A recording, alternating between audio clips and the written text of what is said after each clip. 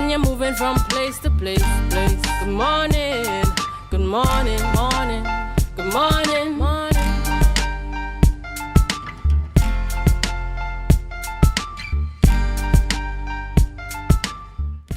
Viewers, good morning and welcome to Tobago Updates Morning Show. I am your host, Renessa Ortiz, and I want to say thank you for joining us here at Tobago Updates and making us your #1 station.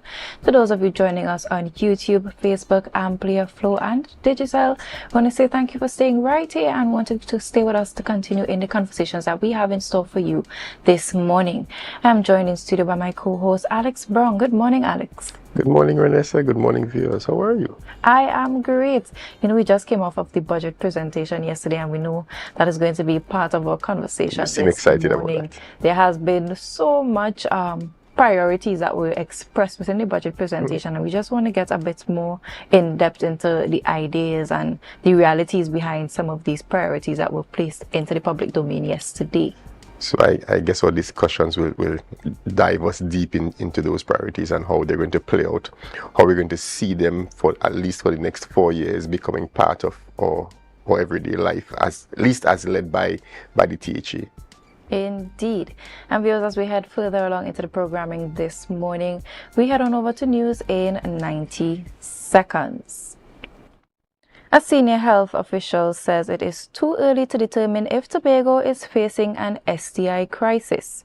Clinical sexologist Onika Henry clarified that reported increases in HIV, syphilis, and gonorrhea among the young people aged 20 to 29 reflect a long-term trend monitored since 2016, rather than a sudden emergency.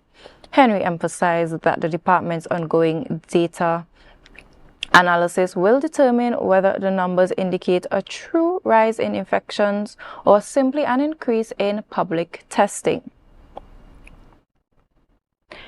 Major tourism infrastructure is moving forward on the Sister Isle.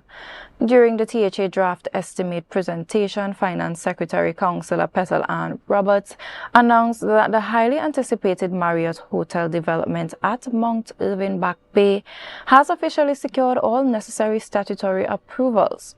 The premium development will feature a 200-bedroom, 4-star hotel and villa complex.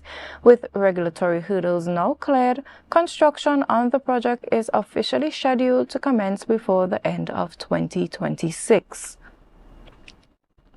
And finally, the Trinidad and Tobago Police Service has officially launched the TTPS Men's Police Bureau to support its male officers. The initiative, developed by Deputy Commissioner Junior Benjamin, is designed to enhance the welfare, discipline, and operational effectiveness of male personnel through professional advocacy and fraternity. Commissioner of Police Alistair Guerrero delivered the feature address, which drew support from senior executive officers and the Single Fathers Association President Rondell Fields. And that was your news in 90 seconds. Tune in again at 6:30 p.m. for a full newscast. Now, Alex, we usually head straight into the birthdays after the news in 90, but I have seen two stories here this morning within the news in 90 that stood out to me, and in particular we have been seeing over the past few days we are speaking about the rise in STIs and the sexually transmitted infections here on the island of Tobago, and it just brought me back to a conversation we had just last week as it pertained to HIV testing and individuals removing that stigma around knowing your status.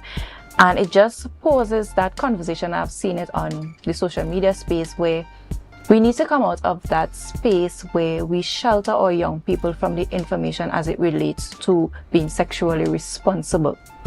Yeah, I think part of the problem is that we try to convince ourselves that our young people are not sexually active.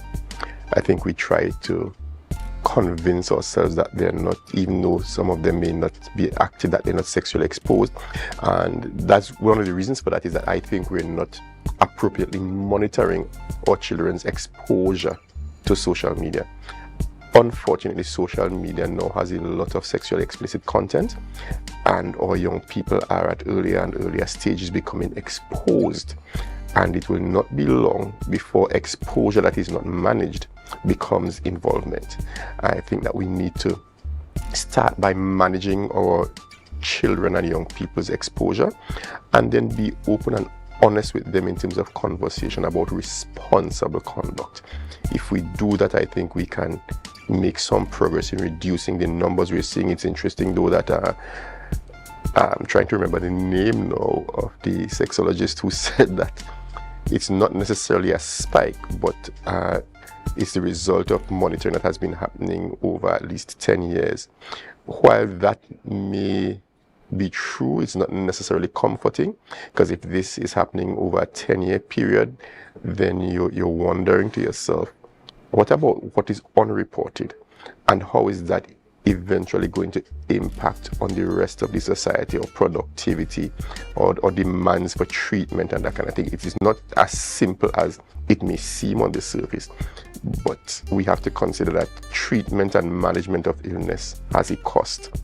It has a cost to the state, it has a cost to the family, it has a cost to the society. Just there's cost that we must consider, and if we're not looking at that as well, then we'll soon find ourselves with a runaway horse and we're running behind with the lasso trying to catch up. That's a very interesting analogy, Alex. However, I think also there is the whole concept of age-appropriate exposure of information, and while that is something that we also need to always pay particular attention to, we also need to ensure that this information is not just relied upon by the schools, because we know we have moral ed and such within these spaces, but the parents still also have a very crucial part to play. Now we're also heading straight over to our World Cup update from Marcus. Good morning, Marcus. Hey, good morning to you. Hey guys there at the Tobago Update studio. Good morning to the viewers of Tobago Update as well. Yes, it's another morning of World Cup discussion following yesterday's round, in fact match day 12. We are into match day 13 today, and yesterday some history created yesterday we had 13 goals from the 4 matches, and none more significant than 2 goals from Lionel Messi, and those 2 goals he scored yesterday put him all by himself in terms of the World Cup's all-time leading goal scorer. Lionel Messi out of Argentina. Now some have him down as the greatest footballer of all time. Now, Mr. Brong, I know you grew up with the likes of Maradona and Pele and such, so you may want to enter that conversation in terms of who is the greatest of all time. But I've had the privilege of seeing Ronaldo, Messi, and now we are seeing Mbappe and Haaland and these guys. Mr. Brong, I see you smiling there. I mean, do you have your greatest of all time? I don't know that it is fair to ever have a greatest of all time. That presumes that people were playing across all time. I think the Yes. game has changed significantly over time. The players have changed over time. So it's not necessarily a fair comparison. So I never get into the greatest of all time discussions in anything. Simply because as the eras change, you see changes in the game, you see changes in how the game is played, you see changes in the game philosophically, you see changes in player development.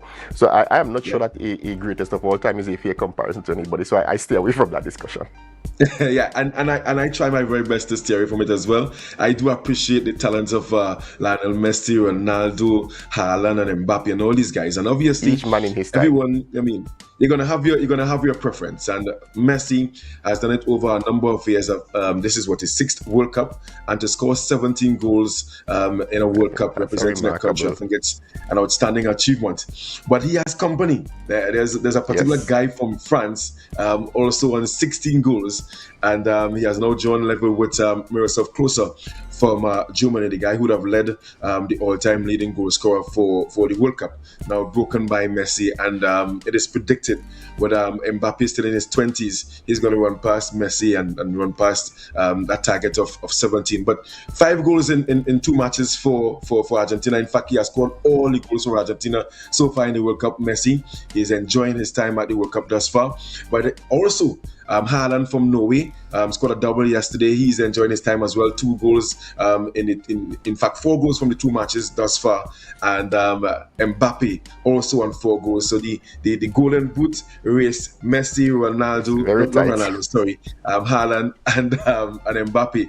And as I mentioned, Ronaldo, Portugal, they enter today for their 2nd match, needing I don't want to say they need a win, but they want to get a win today to kind of settle the nerves of their fans and the supporters. Yes. So when it comes to today's matches, we do have Portugal taking on Uzbekistan at 1 p.m. England taking on Ghana. The winner of that contest obviously will qualify for the round of 32. Then we have Panama taking on Croatia at 7 p.m. And the last match today is going to be Colombia taking on Congo at 10 p.m. So a number of important matches on today as we draw closer to the end of the second round of matches. And a number of teams already, looking to pack their bags ahead of.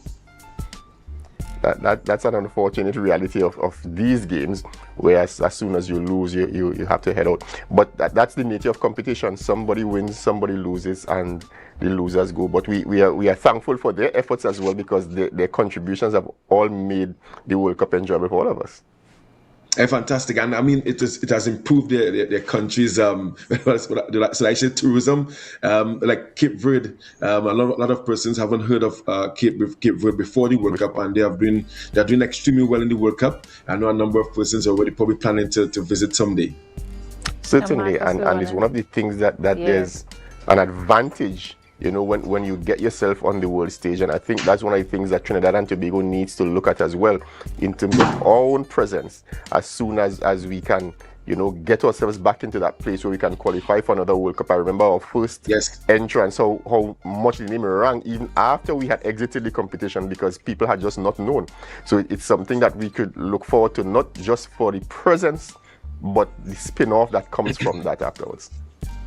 Fantastic. Yeah, thank you so much, guys. And I wanted to ask before I go, Alex and Renessa, there's a controversial topic in the World Cup at this time, where a player from Belgium, he left the World Cup, or left his team at the World Cup to be at the bedside of his wife for the birth of their first child, and it drew a lot of criticism around the world. And I wanted to ask you both, World Cup or the birth of your first child? I don't think there's a question in the Marcus. After you can't play football, right? Because active sports has a lifespan, and after you can't play football, family is what you have. And that is just the reality. And I think it all boils down to the individual and their priorities. But as Alex rightfully said, family is usually what is there after career, after most of the things that you have achieved in life. So it's all up to the individual to determine what their priorities are. Yeah, fantastic. But he has returned, Jeremy Doku. He has returned for their final match this Friday against New Zealand. They drew the match that he missed against Iran, and persons are saying if he had attended that match, they would have won and already secured a spot in the next one. But let's see what happens. Guys, thank you so much. I look forward to seeing you again tomorrow. Thank you, Marcus. Thank you so much, Marcus.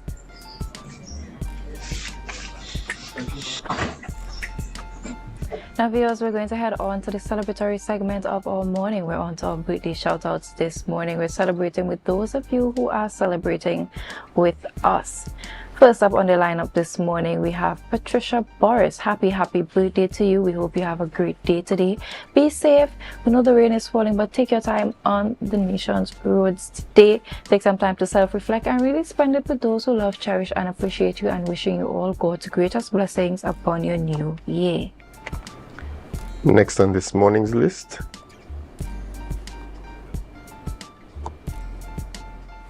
and we seem to be having some trouble getting that picture up.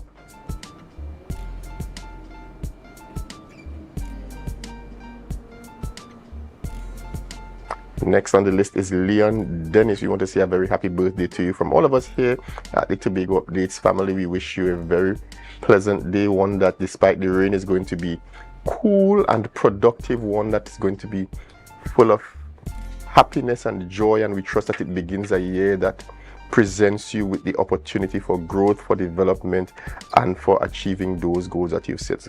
God's blessings and a happy birthday to you. And this has brought us to the end of our birthday shout out. So those of you who did not make it on the lineup this morning, we want to say happy birthday to you, wishing you a bright day ahead, a day filled with love, joy, and laughter. And we just want to wish you all the best in your new year. Now, Alex, let's tell the viewers what's in store for them this morning on the rundown. We gave them a bit of a teaser earlier, certainly but I'm going to hand the reins to you to fully disclose to them what's on the rundown this morning. So, viewers, we're talking in some detail the THA's proposed budget for 2026-2027. We'll spend some time discussing that with one of the technocrats from the Tobago House of Assembly. We will spend some considerable time doing that, and following that we'll discuss again at some length the issue surrounding the arrest of Miss Alyssa Phillips. It was alluded to yesterday in one of our discussions, and we're trusting that you'll stay for the discussions as we look at these two very pertinent national issues. And viewers, there you have it. Stay right here at Tobago Updates, where we're going to have these conversations. So remember to stay right here after the break, and remember to share the live, share the live, share the live.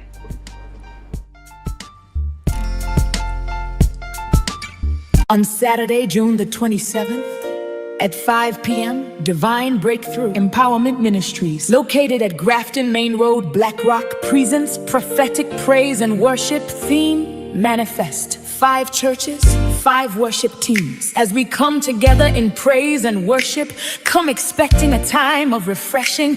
Come expecting your healing, your deliverance, your miracle, your salvation, as God manifests Himself. See you there. Sofa Factory is here in Tobago.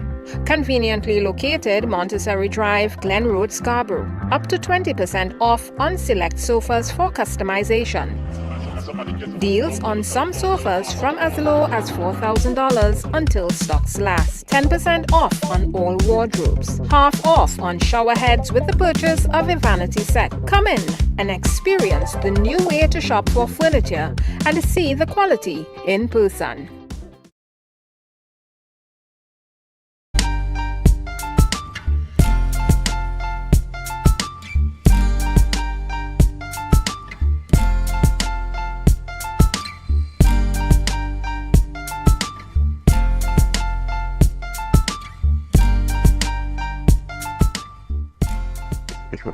Viewers, welcome back, and as promised before the break, we're speaking with Anselm Richards. He's a technical advisor, and we're talking about the THA budget statement 2027. He's joining us virtually. Good morning and welcome to you. Good morning and welcome. Thanks for having me. It's Good a morning, pleasure Tobago. to have Good morning, you. Word. Yes, thank you. Now, the budget outlines a vision centered on economic diversification, institutional strengthening, and sustainable development. What would you say is the single most transformative investment in this budget, and why should Tobagonians be excited about it? Well, the entire proposed package that focuses on the 10 focus area for investment is really what comes together in a holistic way to effect the kind of transformation that we are looking to execute in fiscal 2027 and beyond. And these are all anchored and tied into the long-term strategic planning pathway for Tobago, and more specifically, the island's blueprint for 2026-2030. But critically, from our day-to-day observation and what we are experiencing on the ground within the ecosystem of the THA, is really an issue of what we call implementation deficit, which is manifested through the lack of advanced institutional capabilities to execute the programs and projects in a very efficient and timely manner to deliver the benefits to the people of the island. So we have to make some core hard decision and investment in building the institutional capabilities of the THA. Because here is the thing. At the end of the day, this issue is not about money, The development and transformation of Tobago is not so much about money. It's more anchored in the institution, which is to really affect the type and quality of transformation that is necessary. So when all is said and done, if you have poor institutions and you have weak institutions as we are experiencing in the THA, then the transformation process will take longer and it will be harder to execute. And therefore, we have to sit back as a people, we have to sit back as an island government and understand that we really have to do the investment in making this THA effective, efficient, lean and mean, and bring it to a place in the current global context where it is a data intelligent and a data literate institution. So we can use hard data to do the kind of analysis to inform decision and to inform the development trajectory of the island and its people. Mr. Richards, $4.12 billion. If we are to do as you are suggesting, change or paradigm to and move to proper implementation programs and practices. Is spending almost 3 times your budget on recurrent expenditure than you have on development the way that we are going to achieve this? It seems to me that what you're saying speaks to a developmental path, but the development budget pales in comparison to your recurrent expenditure. Is this the way that we're likely to achieve what you are saying is going to bring what we need? Right. So, and I'm glad you asked that, because this is one of the points you will be hearing from most of the hardcore economists and so forth.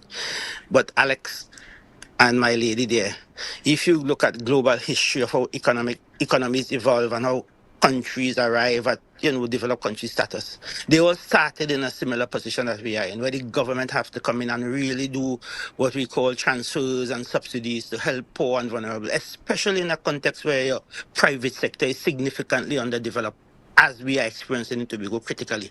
So therefore, the burden of the government become very heavy in economic context and conditions that we are experiencing in Tobago. And therefore, the government cannot take the position that, look, I ain't taking care of the people, because at the end of the day, everything we do is about the people. It's about the population. We are not doing this for the island, we are doing this for the island and its people. And therefore, we have to ensure that we keep our population healthy. We have to keep them, aware. We have to keep them educated. We have to provide opportunities for them. And therefore, at this stage in our development evolution, the THA has to carry the burden as we build out the private sector to do the heavy lifting. And if you listen to the conversation intricately or deliberately in the budget, you're seeing that the government or the island government or the Farley Chavez-led administration is indicating to Tobagonians that we can no longer afford to use the spending of the government for consumption. And that is the point you are making, When you talk about recurrent expenditure, that is really the consumption side or the consumption envelope of the budget, the fiscal package. And we are saying we can no longer continue in this vein. And therefore, we have to shift the strategy in terms of our expenditure, where the government expenditure is now about building value added and transforming the economy and building private sector consumption, as opposed to government-led consumption. And that is clear in the document, because we recognize just what you are saying, that we have to make the shift. But this shift cannot be achieved in one budget. It has to be part of the transformation along this longer term journey. So as we move along this journey, we are going to rebalance the recurrent expenditure vis-a-vis the development expenditure. And more than that, we have to fund most of our major development programs and projects that will really give us some oomph in our transformation through what we call the off-budget financing, through the IDB Invest and the World Bank program, because they are now bringing out this big pool of funds that can drive private sector involvement in the construction of serious public assets. And therefore, we are synchronizing our move, but we must maintain our responsibility to keep Tobagonians alive, to keep them healthy, while we do the transformation of reorganizing the expenditure pattern of the government of the island of Tobago. Now, Mr. Richards, within the budget presentation yesterday, we spoke about the heavy reliance on the government for employment within the Tobago space. We saw the introduction of the creative industries. We also spoke about the food security aspect, where we heard about the mega farms. We also saw the fashion and textiles industry. Now, on paper and in the presentation, this all sounds like very great ideas. But what the public wants to know is the implementation aspect. And I know earlier you spoke about that as it pertains to an implementation deficiency. Provided that this request is granted within the Parliament, what are some of the first steps as it relates to these measures being implemented and being rolled out? Because these are very great ideas. These are industries that make it internationally, globally. How are we going to ensure that this is sustainable moving forward, far beyond this 4-year tenure of this present THA administration, and that it flourishes beyond that? Right. So if you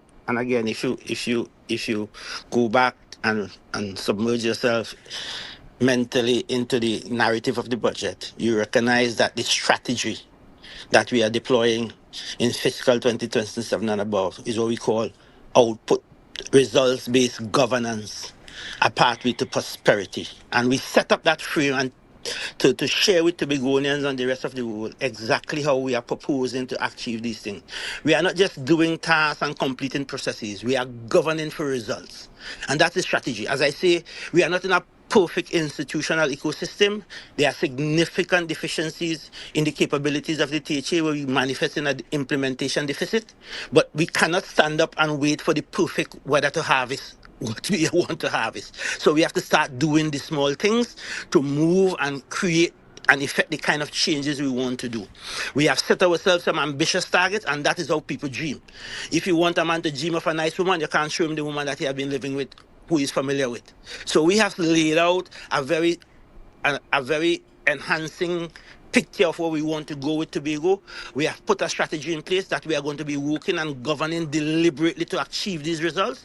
And we are expected by the principle, the guiding principle of results-based governance that is now being deployed across the entire enterprise system of the THA, and divisions and special purpose companies are mandated to follow this principle in the execution of their tasks and their responsibilities and their initiatives. We are expecting that there will be a change and an upliftment in the results and the delivery of the goods and services and what we are targeting to deliver to the people of Tobago. Right? We don't have the answer to all of these, but we have a strategy to produce the answers to all of these. It will have to be managed differently. It requires a shift in the institutional culture. A critical role here is how our administrators, who are the administrative heads of the division, will execute this policy direction, how they will superintend them, how fast they will mobilize the resources. They're built out monitoring and evaluation mechanism. So there's a lot of work to be done at the level of the division, at management levels, at leadership levels of the division, the oversight of the secretaries to track these things on the project dashboard. So people have to change their game. This is an all-embracing Tobago effort. It requires even the communities to get involved. Even the average man on the street now has to get involved. I know it will be a very long-handed reach, but if we start at the center, where the energy is, where the engine is, which is the THA, I think it will permeate throughout the society and we can start effecting the changes. But we cannot continue not to measure performance. We cannot continue not to measure the impact and the outcomes of the spending that we are doing in Tobago for Tobagonians. And that's really the essence of what we are trying to do as we move Tobago towards becoming the greatest little island on the planet. Because the greatest little island of the planet, we have set some indicators to identify when we are at that place. It is not just a statement or a phrase or a sexy phrase. It's really about a journey. Becoming the greatest little island on the planet is really a journey from where we are to this new kind of socio-economic experience in terms of Tobagonians, their per capita GDP moving to 5,000 US from 3,006. So you're seeing growth and progress and the elevation and the population rising with the tides of progress and transformation. So, Mr. Richard, sorry, you spoke about monitoring and evaluation, and I was wondering if, as probably one of the priorities in terms of activities that we can see and measure, would be probably the retraining and redeployment of some of the Assembly's current staff or manpower, concurrent with digitizing and automating some of our current processes. Is this one of the things we can look forward to in the short term in terms of how we would be able to monitor and evaluate some of the delivery modalities? Well, I'm happy that you asked that question. And in the budget statement, we spoke about the SDPP portal. That is a digital workspace. So in real time, right? And we spoke about using July to September as a practicum.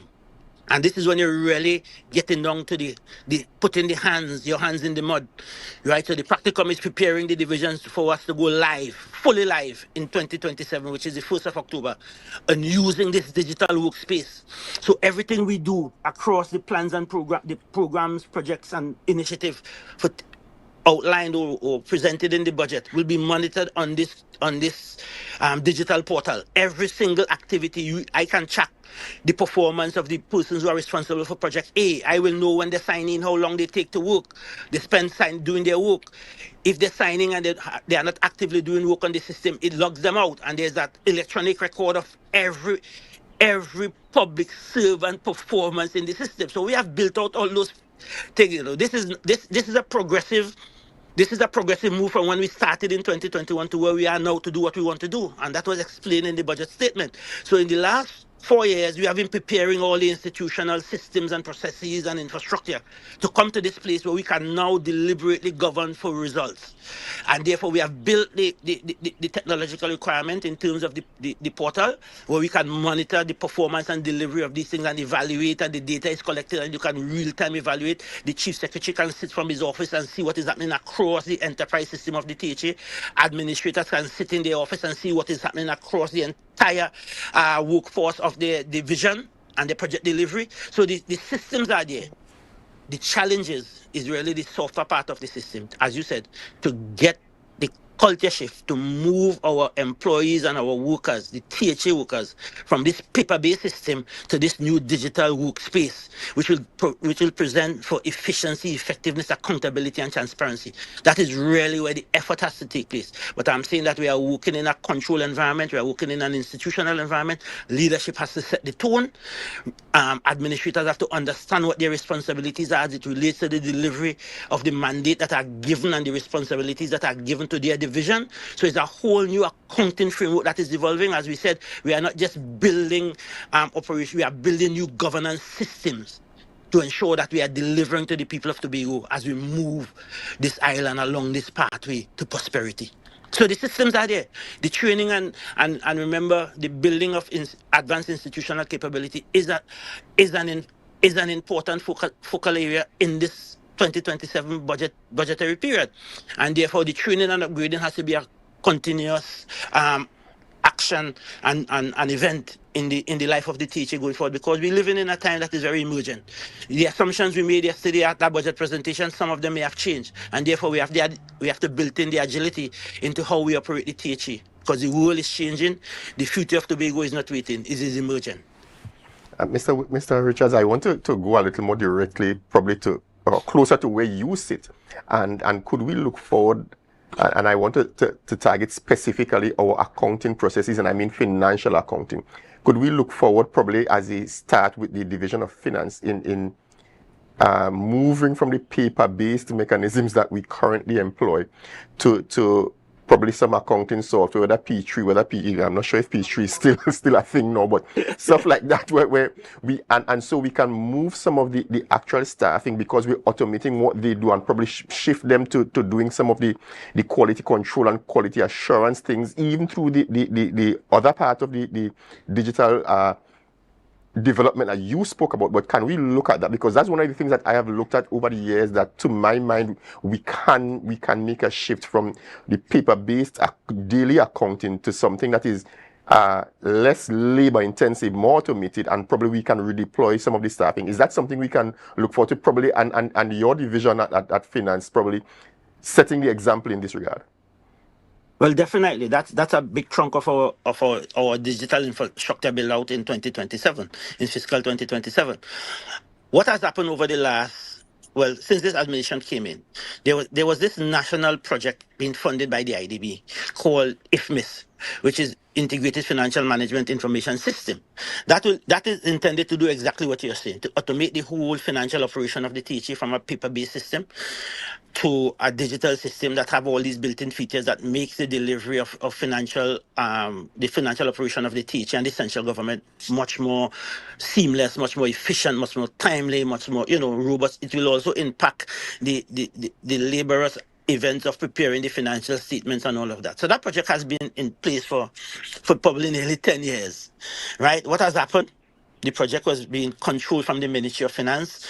When the scoping of the project was done, the nuances that is involving the THA financial accounting system, notwithstanding that we are carrying a similar chart of account as the national government, were not picked up. And when I say nuances, what I'm saying is that the central government bank is the central bank.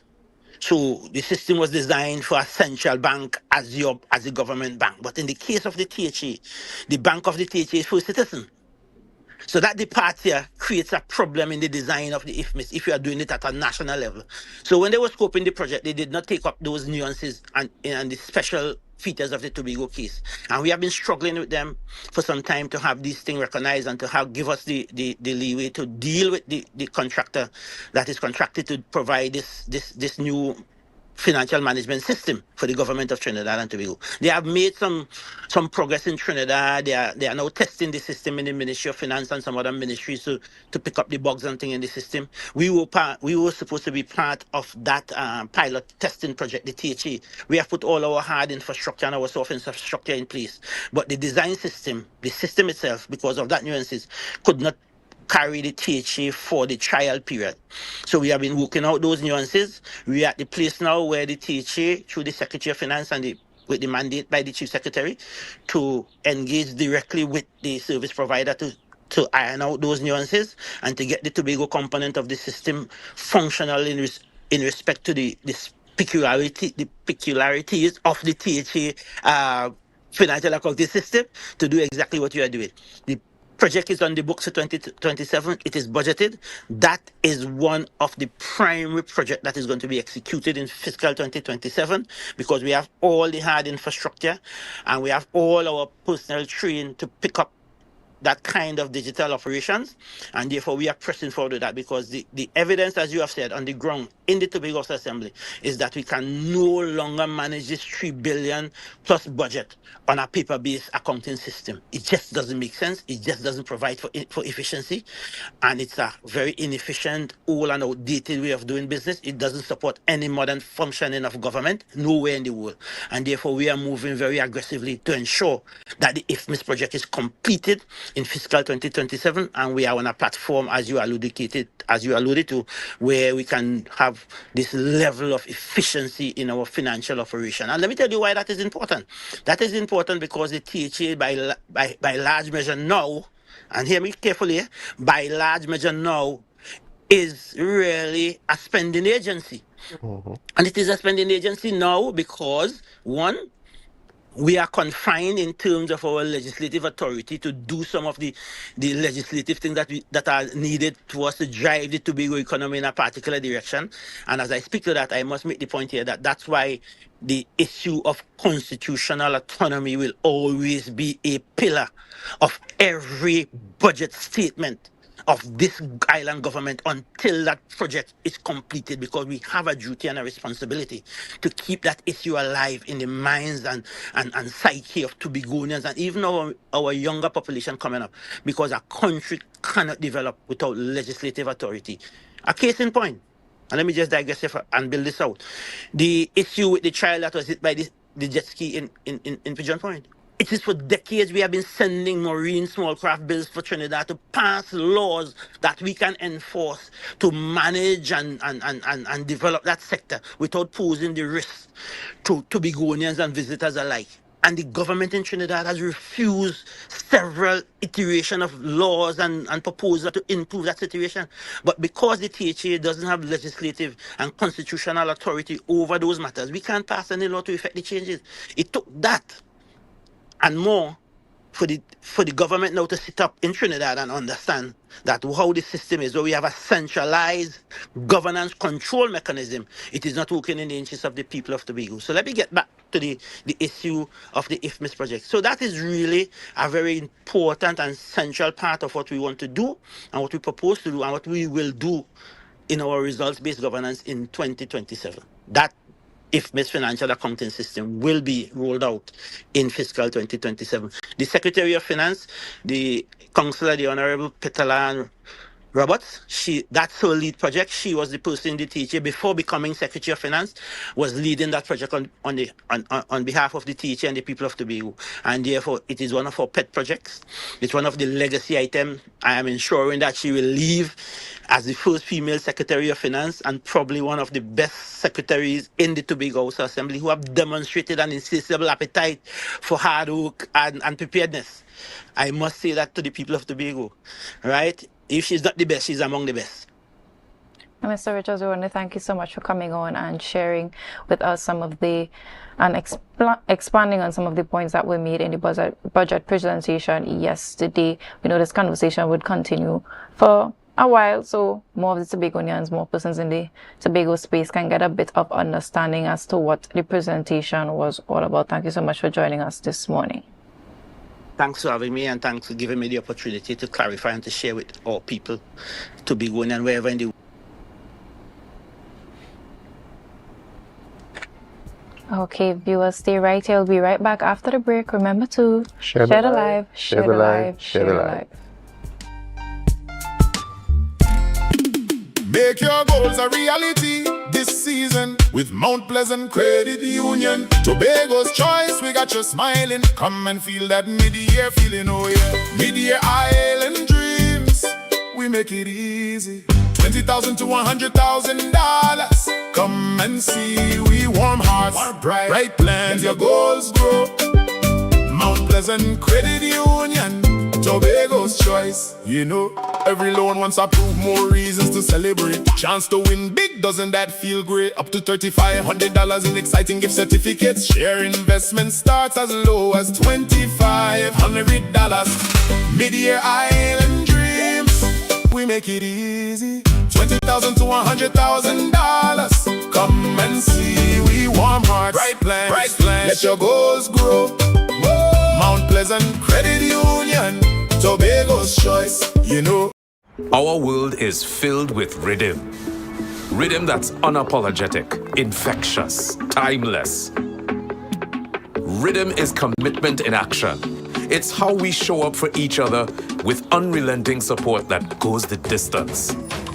Rhythm lives in the tiny beats of our most intimate moments and the seismic roars of our biggest achievements.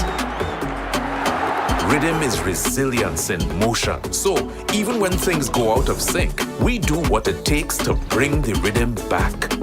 At Flow, we understand your rhythm because we live it. That's why we're dedicated to building a network as resilient as you, with a team of familiar faces working every day to keep you on beat. You're at the heart of everything we do, and our commitment is to keep your rhythm flowing, no matter what.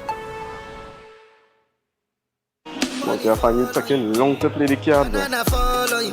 Come on, I'm all inside so good, but yo, what school you went by? Diane Bishops, boy. Bishops? Yeah, sure, we know the baddest that's come out of Bishops, sir. The baddest? But telling her, boy. We know the baddest, boy. One night and life, and I is the baddest. My Bishops is the best, boy. Yo, what's going on with Tola? Here, what's going on? It's only one way to settle this. We'll be live on Youth Voice TV, where I, your host, Multibass, will be hosting the Rep Your School DJ competition, where DJs will go head-to-head in a crazy battle to secure the title. We have cash prizes of $10,000 to come out and win, and a lot of amazing prizes.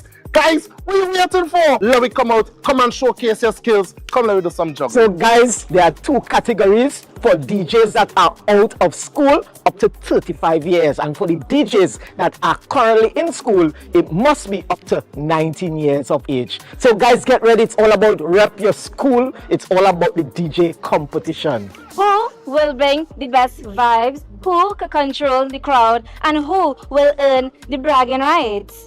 You get a chance to be a part and witness the rise of the new DJ generation. So this is Youth Voice, Rep Your School DJ, live on Tobago Updates. Stay tuned. Youth Voice, Rep Your School DJ competition. Rep Your School.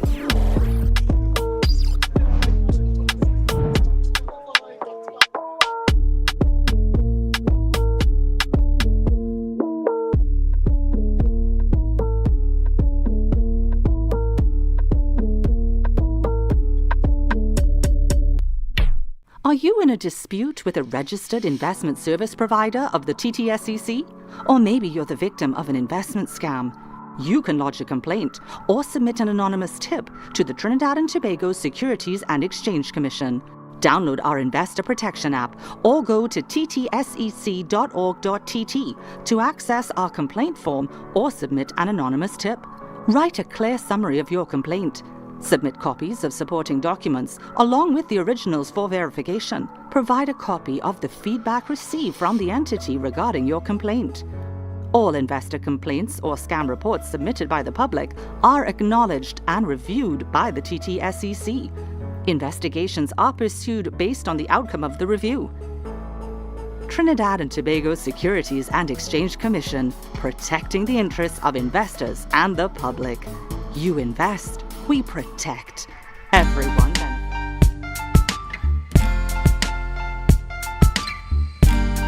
Put a smile on your face when you're moving from place to place. Good morning, good morning, morning, good morning, morning.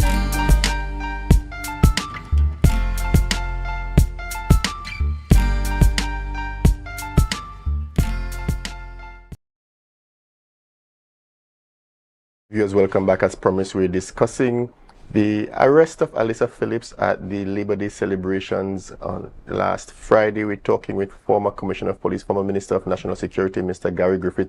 No stranger to us here on the Tobago Up This Morning Show. Good morning, Mr. Griffith, and welcome. Hi, good morning. Mr. Griffith, let's get straight into it.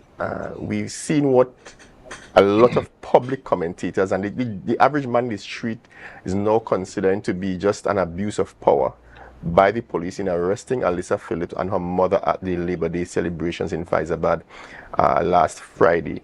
Initially, what is your take on the arrest?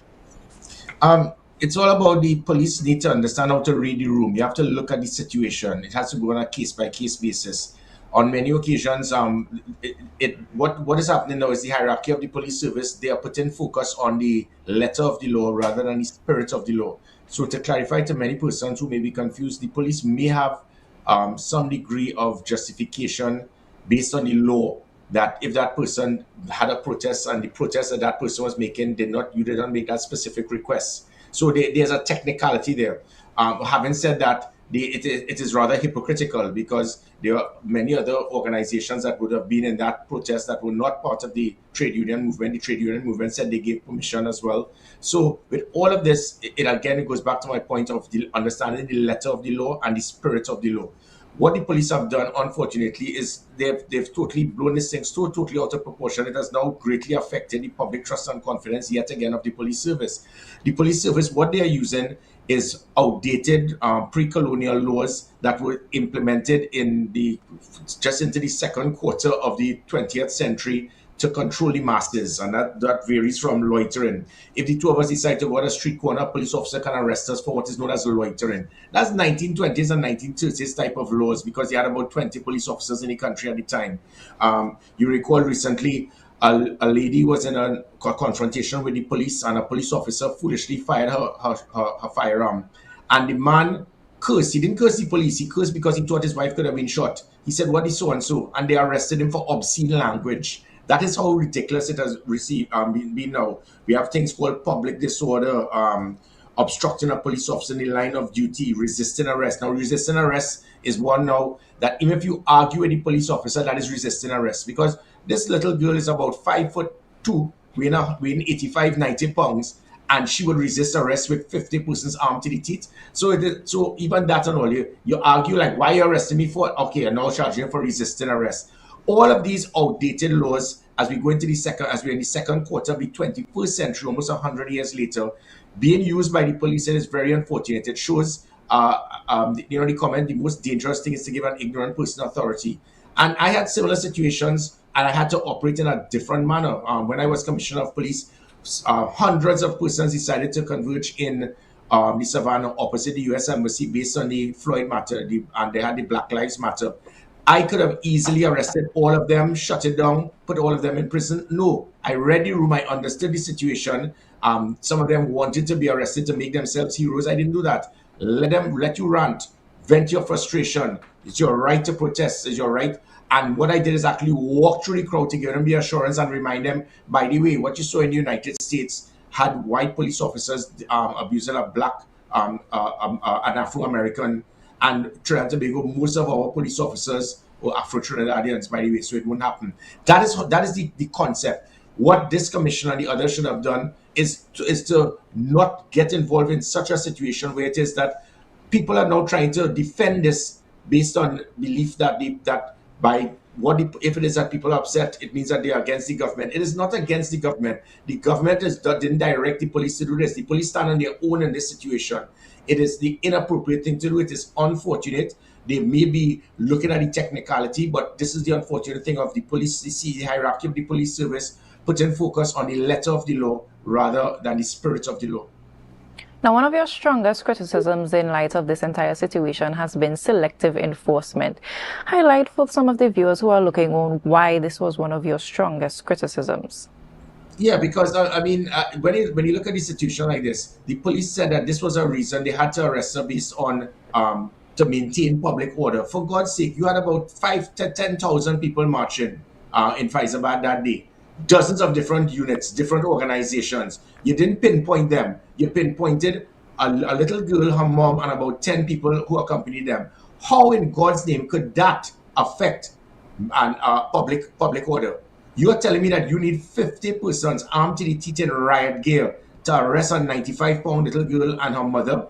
That is abuse of authority. In the military, is something known as economy of effort. You do not need to use a sledgehammer to kill a fly. You have to look at the threat, and you use the amount of strength to make sure you can neutralize the threat without going into overkill. And that is the point. So when it is I speak about selective policing, you had politicians who were there. They were not part of the trade union movement. Why didn't you remove them? You had other persons that will have protests about all other different things. Why did you not remove them? And to even persons who are supportive of this government, some of them were even involved, if you remember, when they had the summit. They had Drummond to the summit in St. James without even permission. And they had politicians in part of this same government were there. There were hundreds of persons in the Stephen K.D.'s Keep Noel Walk campaign, where tens of thousands of persons converged from different units, different organizations. This has never been done. You can't handpick. There's a saying that you cannot be half pregnant. You can't select this individual alone and say, you are protesting about something that is not involving workers' rights. The Labor Day is not specifically about workers' rights. It's a fight against oppression. It's a fight to ensure democracy. It's a fight to ensure that you have a right to protest. You have a right to be heard. And what the police did is in total contrast of what Labor Day was there for. And my point being is that you're pinpointing these individuals alone, and whilst there were dozens of other organizations, units, and individuals involved in protesting over a number of different matters. What this was is that the police were very upset and offended that these individuals were voicing their concerns over the actions of the police. So the police took it personally. It became thin-skinned. Had Alicia Phillips and others been involved in protesting over URP jobs being lost or minimum wage or whatever, they would not have said anything. So it had nothing to do with the fact that their protest was not in line and in keeping with what the approval was given for by the trade union movement. This protest was because they were protesting about police abuse, and the police took it personally and decided to use their strength to try to muzzle these individuals.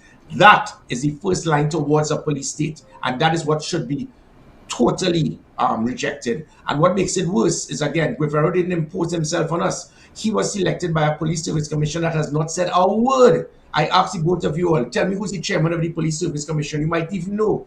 They are in office for a year now, and nobody knows who they are because they have not said a word. We have seen a commissioner of police dispose of 1,200 body cameras that are used in most U.S. police departments, and after a year, he has not provided one. He has refused to use tasers. They've refused to implement the polygraph testing, the drug testing that I did, the system that I had to remove $100 million per annum in overtime corruption. You have a commissioner of police with a 3-point crime plan, which is a SOE, and if that doesn't work, an SOE. You have not one new anti-crime plan for the whole year. And all of this, no one has heard from the Police Service Commission. We would have remembered the Police Service Commission heads from Ramesh Diosaran, Blissy Prasad, Judith Jones. Nobody knows who this man is because he has refused to say anything. Maybe it is that he was in the police service with the present commissioner, whether they are good friends or not, I don't know. But it's for the Police Service Commission, they are the ones that should be fired before Guevara. Mr. Griffith, there's and we go back to the issue of the actual arrest. There is now the development where the major trade unions involved are saying that Ms. Phillips was there at their invitation. She was allowed to speak on the platform, which was a demonstration of their endorsement of her presence. On what basis would the police now say that she was not allowed to be there? What information might you suggest they would use to make the determination? If in the first case she was allowed to speak, and interestingly enough, she was not arrested when she mounted the platform to speak and to address the gathering.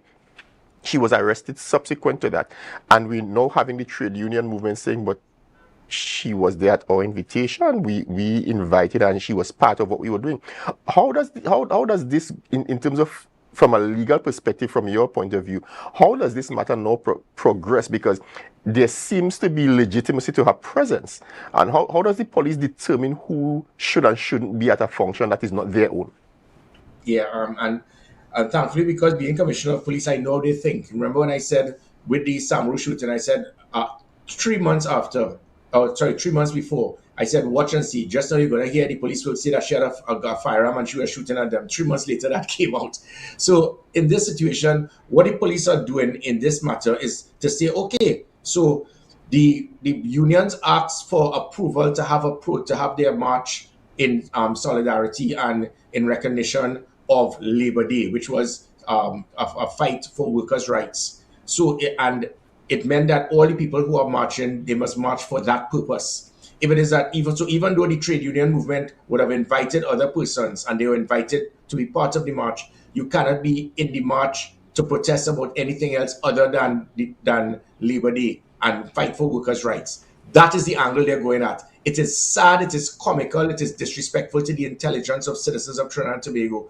But they do have a point. But I said they are using that point based on using the letter of the law rather than the spirit of the law. When these things happen, this is why under my watch, public trust and confidence in the police service was almost 60%. And now it is less than 5%. This type of stupidity. So the police realize, well, we are right because we are looking at the law. But so they're looking at the law to state, okay, you are the trade union. We approve for you all to march with your supporters. But you don't have the approval to invite other people to march about things that are outside of what the march is designed for. That is what the police are trying to use. And that is ridiculous. It is basic bullying. And you're trying to say, well, and as I said, there were several other organizations that might very well have been protesting about minimum wage, about losing their CPF jobs, the URP jobs. The police would have ignored that. So it's okay for everybody else to protest about everything other than to protest against the police. Remember the situation outside the police admin building. It's the first time in our history there was a joint cause and a mobilization for the removal of a commissioner of police. That didn't happen with Earl Christopher, who people thought was the worst commissioner this country ever had. It didn't happen with McDonald Jacob or Stephen Williams, who obviously had 2 speeds of dead, slow, and stop. But with Guevara, it is the first time in history that there was mobilization to remove a commissioner of police. They are taking this personally. And then so in the march was against injustice and police abuse of authority. The police are saying everybody could protest about anything they want, but don't protest against us. And if you protest against us, we come in for you. That is the problem that will exist, that will cause public trust in the police service to be further eroded. But they don't care. Their concept is, we as police, we come to show what police can do. But so they are using the concept, as I said, as I started. Even though the trade union movement gave her permission, they're trying to tell the trade union movement, you can't give permission for somebody else to come in your march to protest about something outside and other than what you were given the approval of the march for, which is to deal with recognition of Labor Day and the fight for workers' rights. No, Mr. Griffith, that gives us a very interesting perspective as it pertains to activists and police viewing each other as partners in democracy when we have these issues occurring within this space. Now, one final question as we wrap up this morning. Can activism and law enforcement coexist without conflict? Of course. And again, I go back to the example of what happened. I'll give you 2 contrasts. As Commissioner of Police, during the Black Lives Matter, 158 men were coming down Frederick Street with Molotov cocktails, pieces of wood, pipes, and so forth. They were coming to destroy Port of Spain. They were planning to loot. And that is when confrontation must take place, because now you're trying to preserve life, you're trying to prevent damage to property. And I led the operation. We blocked off by the on Woodford Square there on Frederick Street. And we diverted them using tear gas, whatever, to divert them to head east of Duke Street. Those police officers saved Port of Spain from being destroyed. They were never even thanked by the government and the citizens of this country. In contrast, there was another situation, as I mentioned, after the George Floyd matter, where persons protested over Black Lives Matter, and the police could have easily objected, done the same thing, disperse crowd, tear gas, arrest people. No. This is where the element and training of leadership comes in, the element of flexibility, reading the room, understanding these are unarmed persons, they have no major concern. They just want to express their hurt and their vent and to vent their frustration after what they were seeing in the United States. The law enforcement now needs to understand and appreciate. It's called combat appreciation. You understand the situation, you do an analysis, you look at friendly forces, enemy forces, you come up with tasks, you have the mission, you look at the support mechanisms, and then you come up with a conclusion as to how you intend you achieve the objective. This commissioner doesn't understand that he's middle management. So his middle management as a police is to one thing. If you don't listen to me, I will lock you up. I will handcuff you, jail him, think to make the right thing and all that nonsense. So that is where the problem lies. So it allows the flexibility. And let me quickly add, when people are trying to speak about the SAMRO matter, we can't discuss this anymore, it's sub judice. But as it pertains to people trying to justify any possible police wrongdoing based on the fact of these individuals trying to flee from the police, that comment is the height of ignorance by citizens saying, if somebody tries to escape from the police, well, you look for what you get if the police do anything to you. All I ask the country when they make those stupid comments, refer to a guy called, I think it was Rodney King. Guess what? That Rodney King situation, he was actually fleeing from the police. It was a car chase. But when the police intercepted him, they beat him to a frazzle. What was the end result? Not any stupid American citizens making stupid comments like Trinidad and Tobago citizens saying, well, why you was trying to escape from the police for? You look for that. No, it led to the highest, most deadly civil unrest in the history of the United States, with over 60 people being killed. So when people try to speak, you cannot, the end must never justify the means. And in this situation, again, with Alicia Phillip, all it took was a little bit of common sense, flexibility, but instead they have turned her into a hero. And what they have done is to cause the many people in the country to virtually demonize the actions of the police service. And I beg the country, do not do that. These were the same 7,500 police officers that you respected, you believed in when public trust and confidence was 59% a few years ago. These are the same officers. The only thing that has changed is one word: leadership. Mr. Griffith, we want to thank you very much for joining us again and for sharing your perspective. We certainly trust that as this situation and others develop, we'll see an improvement in terms of the mindset towards the people of the country, towards the police. We'll certainly see a softer side, as it will, one that is more attractive by the police service to the populace, and certainly we can work together, both the police and the population, to a better Trinidad and Tobago. Thank you again for joining us. My pleasure. Well, viewers, that brings us to the end of this morning's morning show. We certainly thank you for staying with us all the way through and trust that you'll remain with us through the morning. GMT is up next. That's where Renessa and I take or leave. It was a pleasure, Renessa. It was a pleasure, Alex. And we certainly encourage you to share the live, share the live, share the live.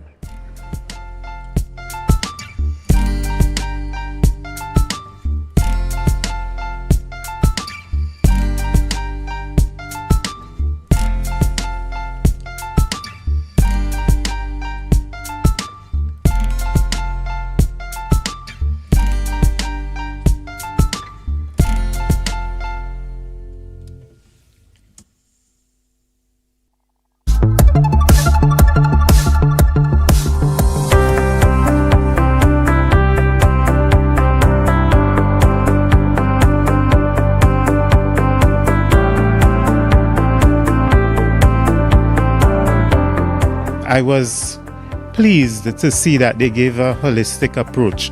Indeed, the term holistic wellness came up, and they were able to touch on the financial aspect. They were able to speak about spiritual wellness, something that sometimes people don't even consider, and even stress in the workplace, because many times people are under stress and they may not realize it. It was a much needed opportunity And what I would like to see going forward is that, more staff are privileged with the opportunity, this opportunity, with the information that was provided today. I don't think that it should be limited to a selective few then. This was too good. The information, is relevant. Our department is a department that's on the ground. From myself to my entire team, we are on the ground. We are faced with ground issues. We are faced with real issues. All our clients that come in. Now, we have clients that come in that we can help, and then there are others that we advise. We take everything. Then we look at what's happening in the world. Trinidad and Tobago, we see the tension, we look at our own colleagues, our own friends, the things that they are going through. So our topics, it comes from the people. It comes from the International Labour Organization. It comes from our stakeholder partners, Ministry of Labour, NDD, CSO. It comes all around. And what we look at what is happening now, what is affecting our people now, and that's what we try to tap into. That's why we try to find people that could speak to those areas and give our people the help and the attention. The hope would be that persons who attended would also share this information with their colleagues. I think it should be extended even to other departments as time goes along. I want to thank the Department of Labour for providing this opportunity, because I will say it's an opportunity for me today, and I hope that I'll be able to relay the information to my work colleagues so that we could help foster a positive and healthy work environment.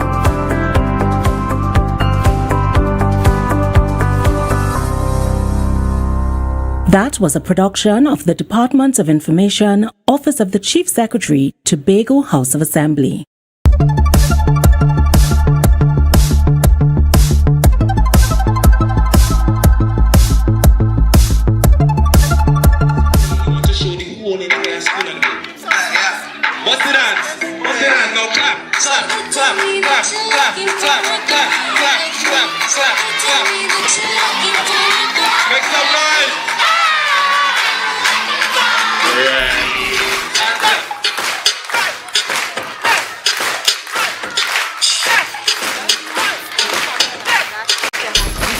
This year we visited over 15 schools across Trinidad and Tobago, and our hope and our goal is to preach, teach and inspire the next generation in order to be better students, better human beings and even better performers.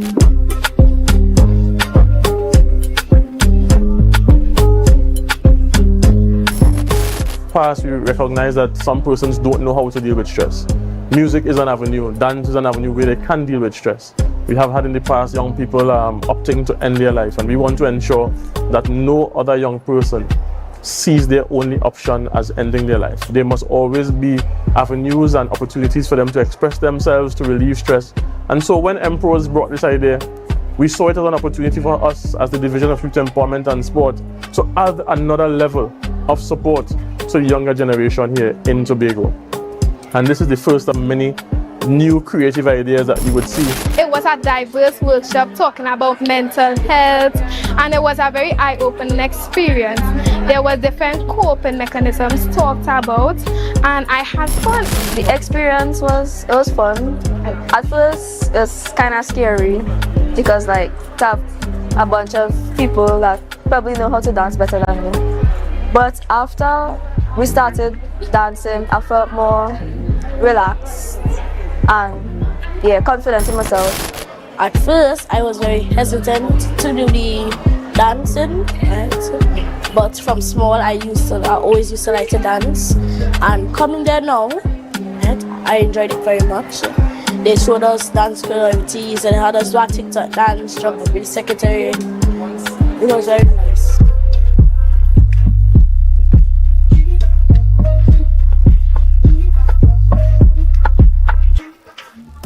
That was a production of the Department of Information, Office of the Chief Secretary, Tobago House of Assembly.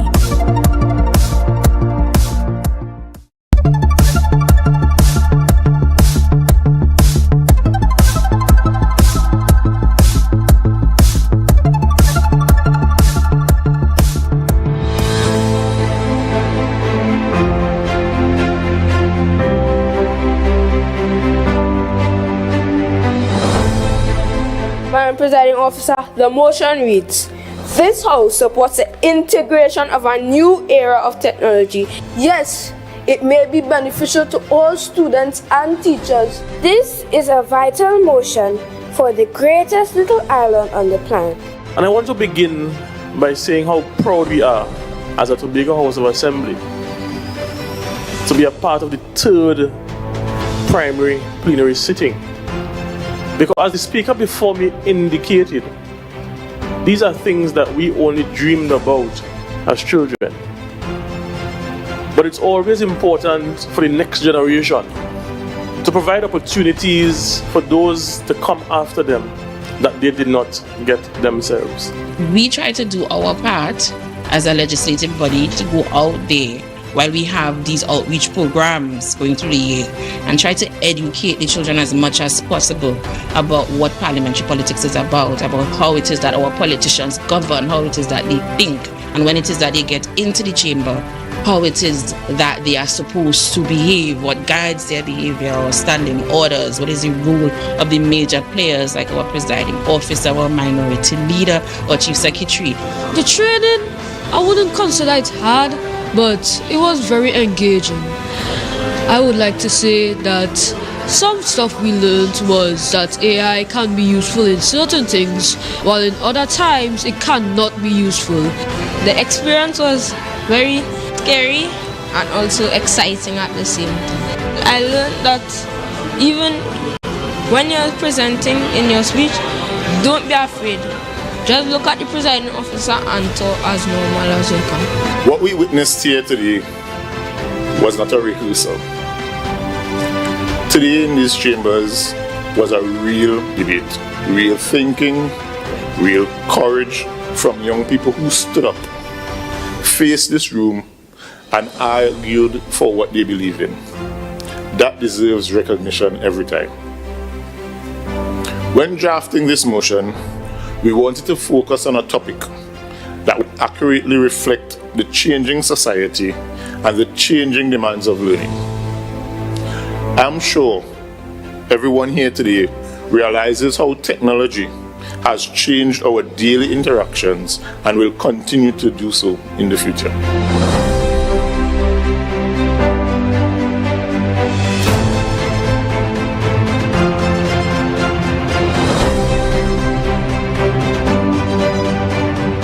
That was a production of the Department of Information, Office of the Chief Secretary, Tobago House of Assembly.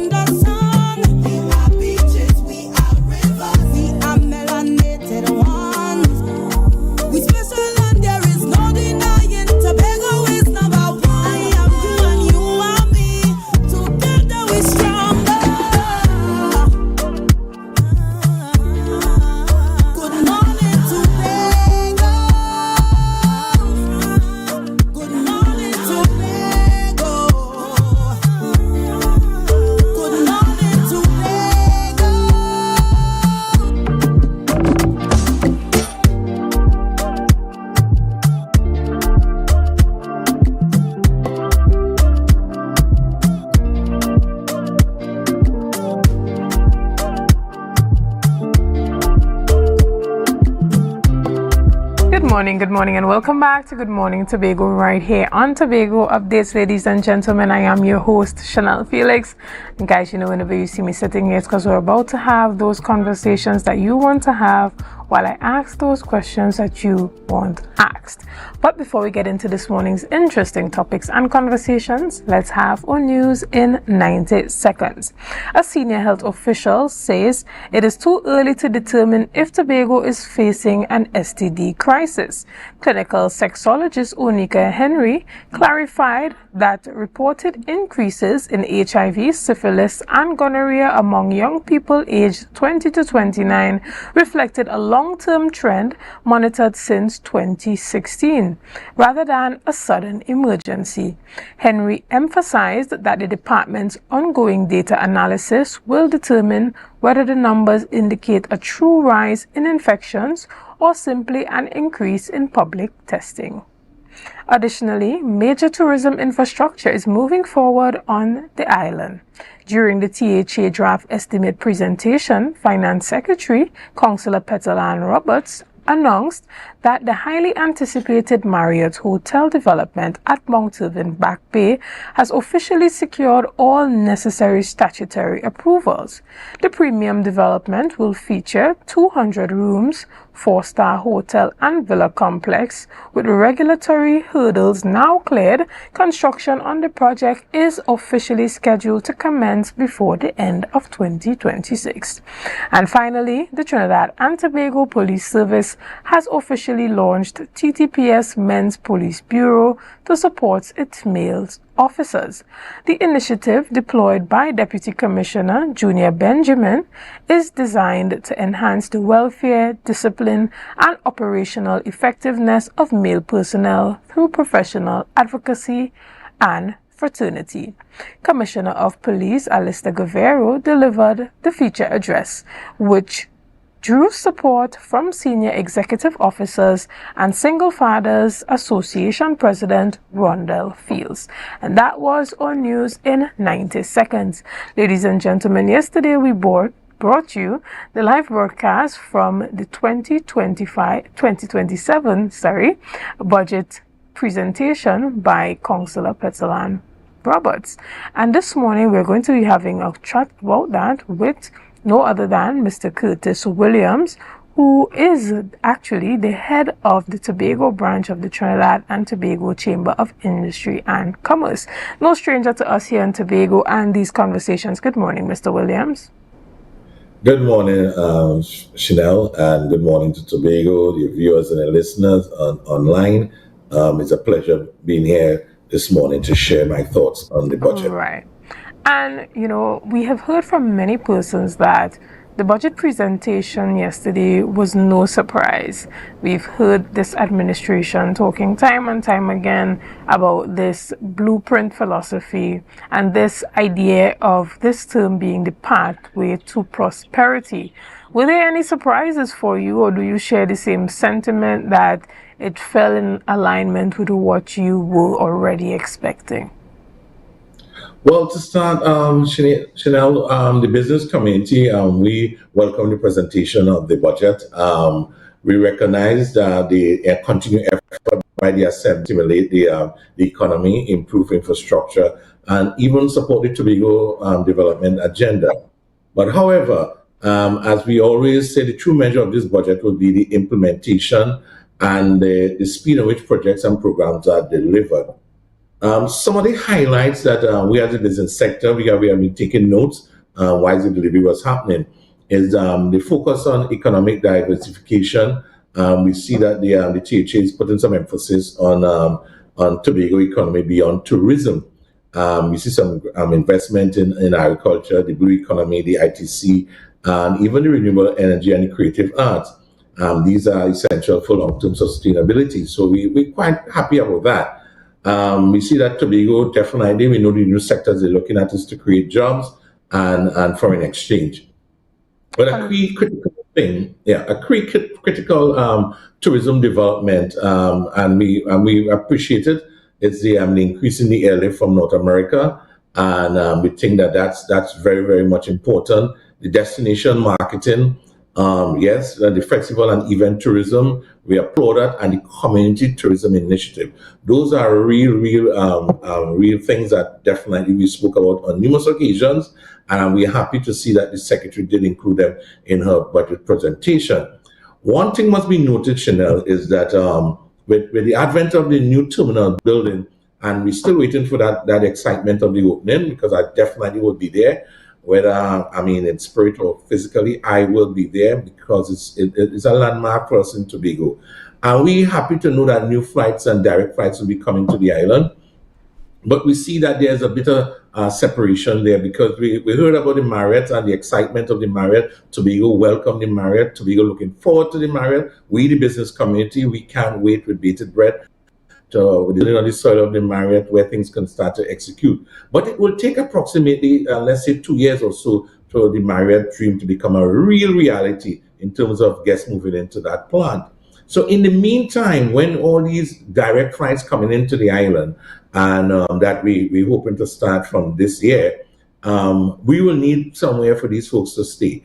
And presently, the room stock on the island is not adequate. The quality is not of the standard that Tobago really supposed to possess.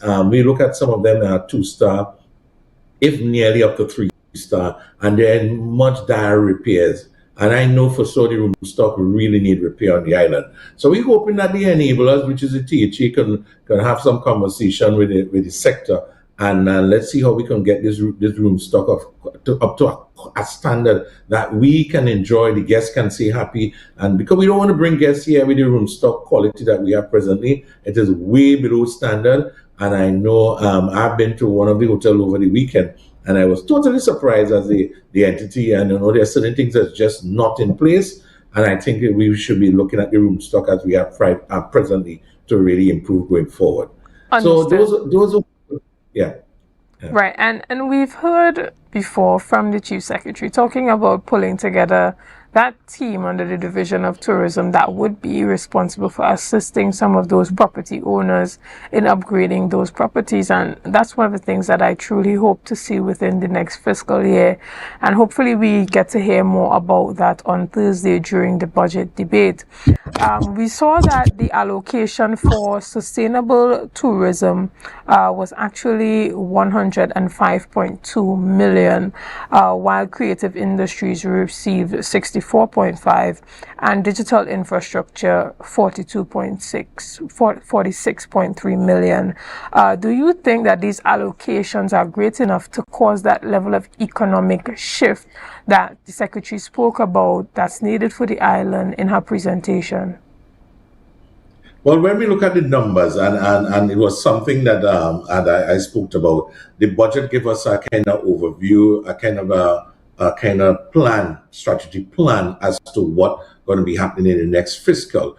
But the breakdown, the nitty-gritty of the thing, we're not getting that out of the budget speech. The Secretary indicated that she didn't have the time to do that. So we're hoping that come Thursday, when they start the debate, that the various secretaries can really break the thing down for the average man on the street to understand what this product is all about. Because some of the terms that they use, some of the even the wording is a little bit high for the man on the street, because our budget is for the people, and we want the people to understand the budget. Not only that segment of the subpopulation must understand it, but the average man on the street must understand what you're trying to say to me and how I can be part of this whole development. Because developing Tobago is developing the people. And if the people is not connected to what you're saying, then you have a disconnect. So I hope that on Thursday that the various secretaries can really break this thing down, break it down into bite-sized pieces, so the average man on the street could understand what you're actually trying to tell him and what part he played in the total development of Tobago.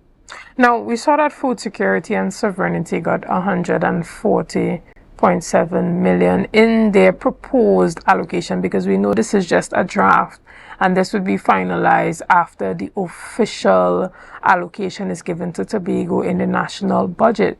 But do you think that the private sector, particularly in agriculture and production, that the persons who are in charge there, farmers, producers, do you think that they are equipped to move from the philosophy of food sovereignty to the actual steps and the results needed for us to see that coming to fruition? And I'm happy that you spoke about that. because with the same advent of getting new hotel plants on the island, there will be that call for agriculture, there will be that call for more fish, there will be that call for more food. And when we look at this sector, we've seen that there's a lot of gaps in this sector. The secretary just spoke about mega farms and getting the CPEP into farming. It sounds a great initiative. It sounds good, but then the workable to get that into the action item. You can imagine moving the mindset of a CPEP worker to think like a farmer.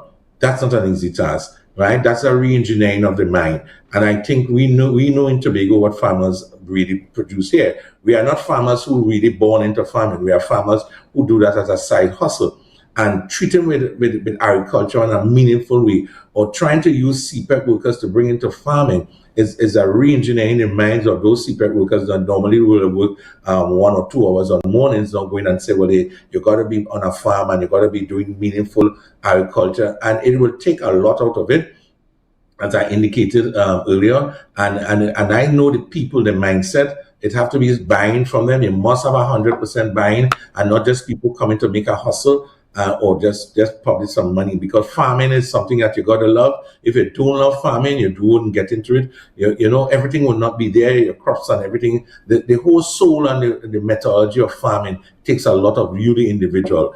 And trying to take a bunch of people and put them into farming who's not really constructed, who doesn't feel that they belong to part of that industry, is a really, really mover that you have to really think. So I think it's important that people understand it and they're really willing to get into that type of farming and not just getting in there because of. And it's something that we have to monitor going forward. All right. I want to go back a bit to the conversation we were having a little bit earlier on sustainable tourism. Now, there has been the sentiment within the space that tourism in Tobago cannot be sustained by having one carnival in October. There has to be that spread throughout the year of activities that help to bolster that level of tourism and that influx on the island. You know, previously we had Easter being one of those staple events, and during the summertime we know those are peak periods on the island. With this investment in the creative industry, how do you think this THA should be focusing the allocation to ensure that there's a greater spread throughout the year to include the creatives and other creative festivals in attracting persons to the island? Well, when we speak tourism is a broad area, and it is something that we must know that there are other industries that hinge on tourism. And we must know the type of tourists we want here. So when we go out there to market, we must go do focus marketing. It is important that we understand that we want high-end tourism, we want low-end tourism, we want niche market tourism. We have to say exactly the type of tourism we want here, and then we go target that particular market, bringing that folks into this space. Now, when you bring those folks into the space, now you have to have attraction and entertainment and all that these folks really want. So we have to develop our parks and we have to develop our forts. We have to look at our infrastructure. We have to look at our healthcare, because if these, based on the type of tourists you bring here, if they are the more mature type and they have conditions that happens, how are we going to take care of them medical wise? So we have to do all the infrastructure around tourism and not just sand, sea, and sun. Everybody sells that. So we had to look at see what else that we have on the island that we can sell. With our rainforest, we got ecotourism. We want to know if the folks are interested in that. So if we bring in mass tourism, we have to know what these people like. If we bring in niche tourism, we have to know what these people like, and we center our industries around that.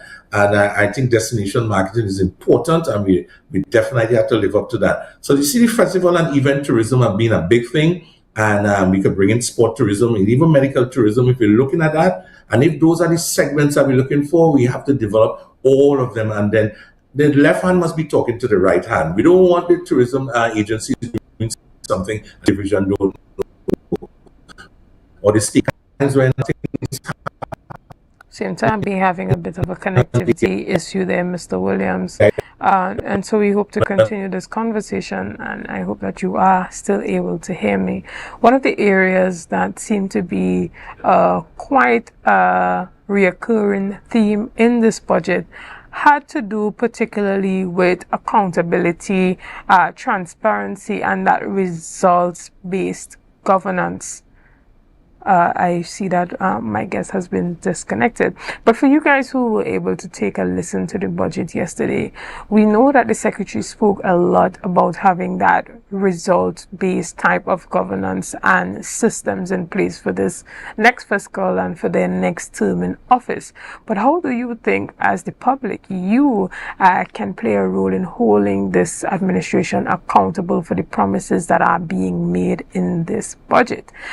Ladies and gentlemen, we're going to take a quick break and we'll be back right after this. But we're expecting that you would add your part of the conversation to the comment section. So we'll take a quick break and we'll be back. See you soon.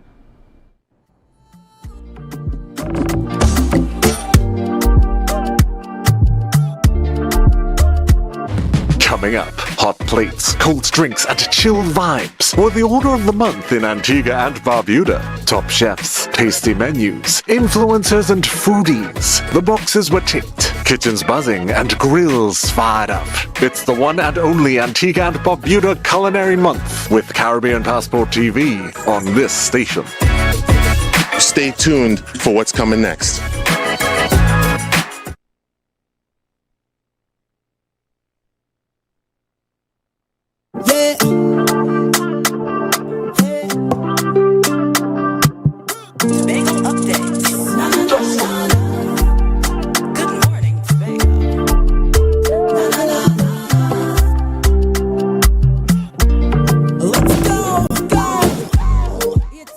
And welcome back to Good Morning Tobago right here on Tobago Updates. Ladies and gentlemen, I have been chatting with the chairman and head of the Tobago division of the Trinidad and Tobago Chamber of Industry and Commerce, and we've been chatting about the budget presentation that was done yesterday by the Secretary for Finance, Councillor Petzolan Roberts. Before we took a break, I was talking about that theme that's reoccurring in the budget of that transparency, accountability, and results-driven governance. Without an opposition in the Assembly legislature, what role does the business sector, does the public sector really have in holding this administration to the promises being made for this budget and the plans for the next 3 years?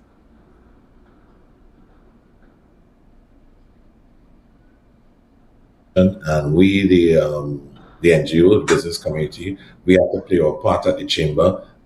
We have to monitor the THA as they go about doing projects, watch at the speed of the projects implementation.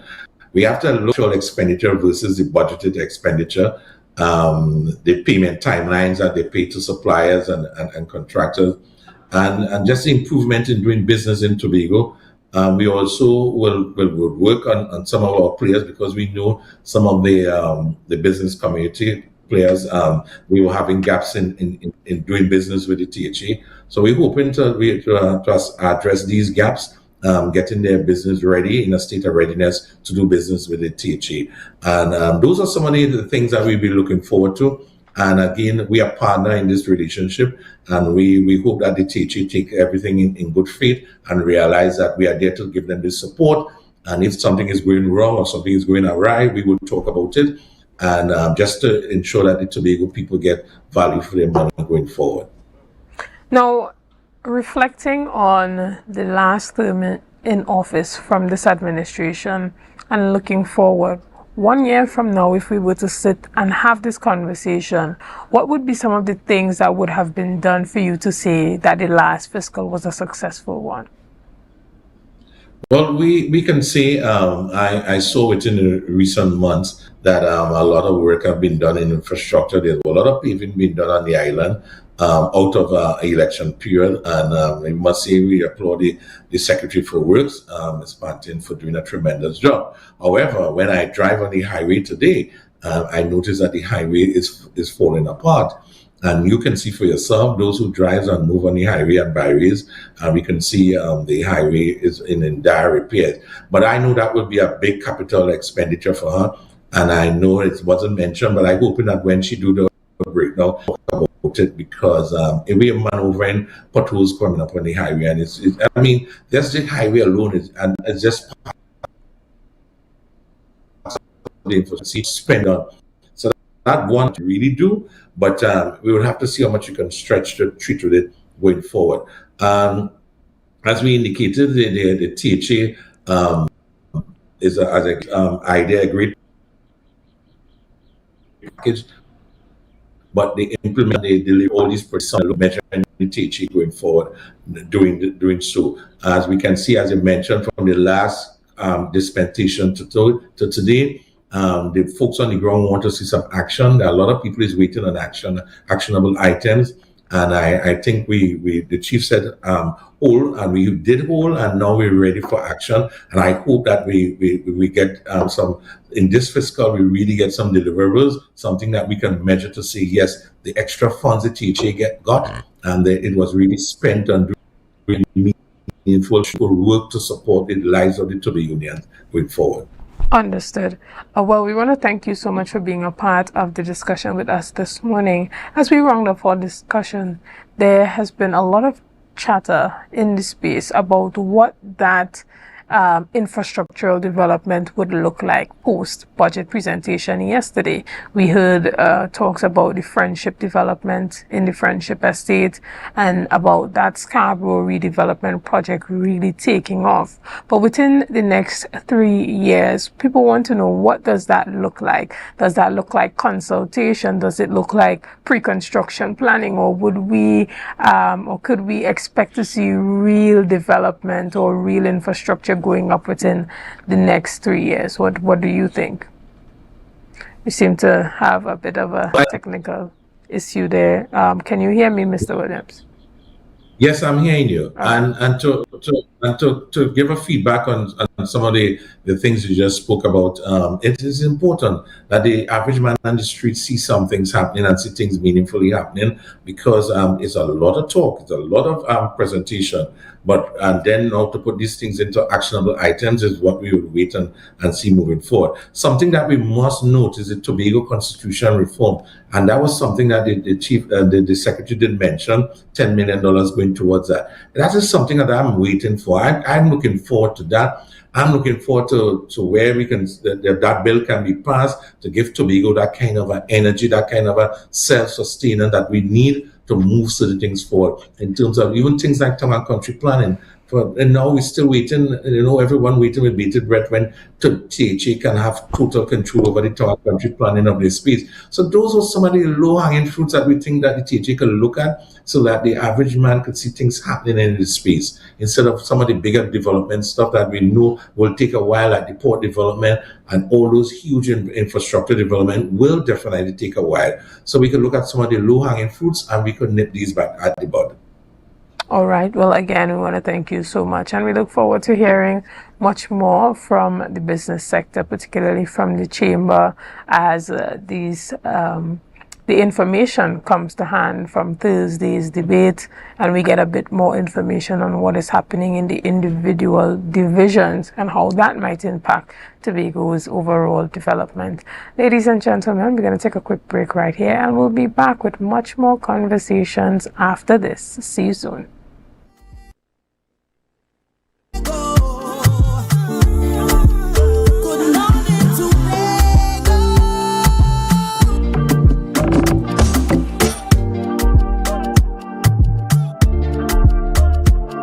Sofa Factory is here in Tobago. Conveniently located Montessori Drive, Glen Road, Scarborough. Up to 20% off on select sofas for customization. Deals on some sofas from as low as $4,000 until stocks last. 10% off on all wardrobes. Half off on shower heads with the purchase of a vanity set. Come in and experience the new way to shop for furniture and see the quality in person.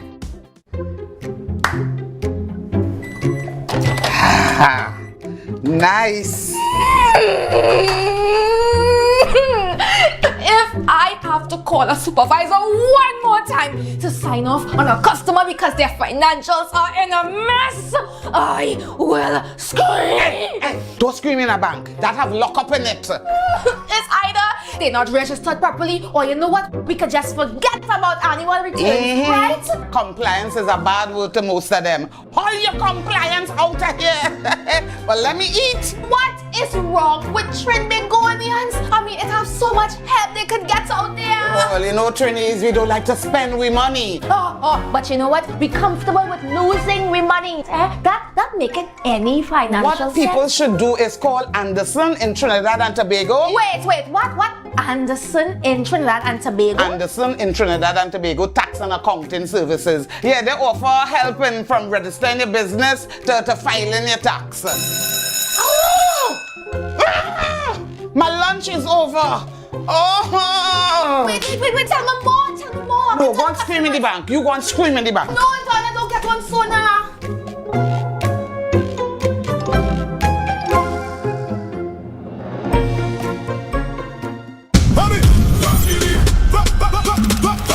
From the reef to the road.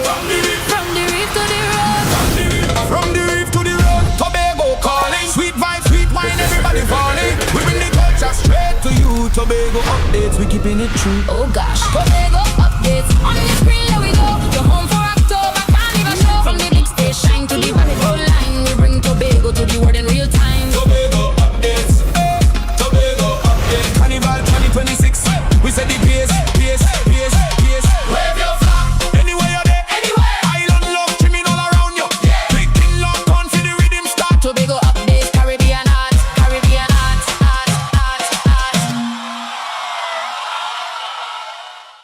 But your family taking long to play the card. I'm all day. I'm all inside you singing good, but you look at it. Yo, what school you went by? Diane Bishops, boy. Bishops? Yeah, sure, we know the baddest that's come out of Bishops, sir. The baddest? But telling her, boy. We know the baddest, boy. One night and night, and I is the baddest. My Bishops is the best,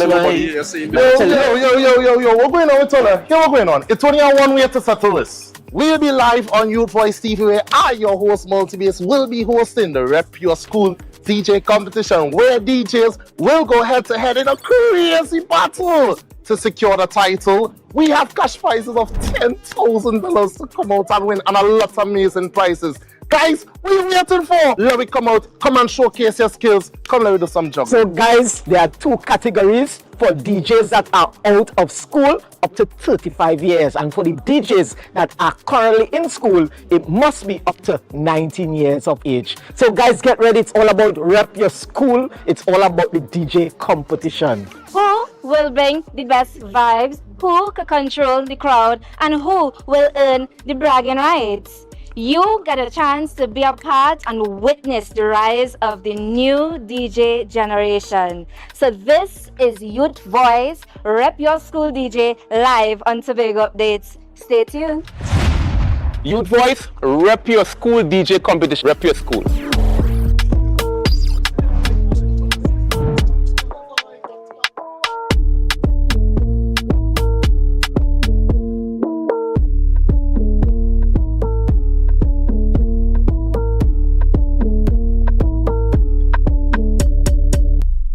And I have never, ever tried anything from the dirt oven. Let's go to the backyard dirt oven on a Thursday. Here now, talk about authentic. On entry, I felt at home. I felt like I was going to visit my loving grandmother on a weekend. The kind of weekend where she showers you with love, stories, and food. This place is a home away from home. And just like I would do at home, I pop the question, what you had to eat day? And boom, coconut drops, boom, bread, boom, garlic bread, boom, hops, boom, coconut tart, boom, jam tart, and boom, something they call nuts. And just like that, Mistress Baker was ready to pop them in the oven. And don't worry, she had some help. And while we was waiting, I said, let we hear from Mistress Baker herself. Well, we've been operating for a couple of years now. We started, this was a COVID project. We operate strictly on Tuesdays only. You don't keep stock, we only sell on Tuesdays. Such a sweet lady. Hey, Olia, it's ready. When last you see a nice golden brown bread, sir? Backyard bakery for the win. Olia, a GT. I finally get me the oven bread with a little extra goodies on the side. You might be asking, where they're located? They are located on Bukuru, right on Nightingale Avenue, right before Racetrack Wheels if you're coming from town. Just look for the green hedge. You can't miss it. Pause. Check out the menu they one time. Honestly, guys, this is an experience I will never forget. It's a home away from home, a place filled with love, life, and most importantly, good bread.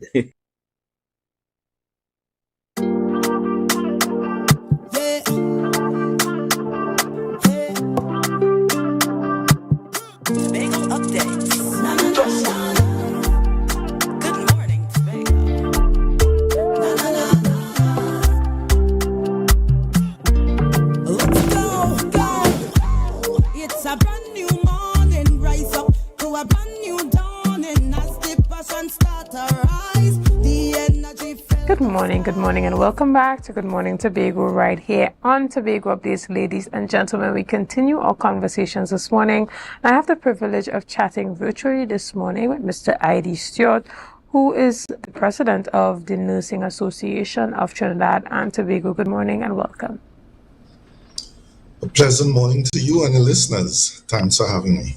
All right. Well, we have mixed reactions in regards to salary negotiations. Now, for those watching on and may not be aware, there are a number of nurses in Trinidad and Tobago that are still operating on what you deem to be that 2013 salary in 2026, and the Nursing Association is saying that this is completely unacceptable and that 2026 should not end with this still being the precedent throughout Trinidad and Tobago. Good morning again and welcome. Yes, thank you. Quite correct. Right. So, Yes. so tell us a bit about this. Tell us a bit about the negotiations where you are with it. I know that there was a general meeting that was held among your members quite recently. What were some of the reactions from your members? Give us a little bit of insight. Well, with regards to the meeting, we had to push back the meeting. But despite that, the sentiment coming from nursing and midwifery personnel, in addition to other members within the healthcare setting, is one of frustration, one of almost anger.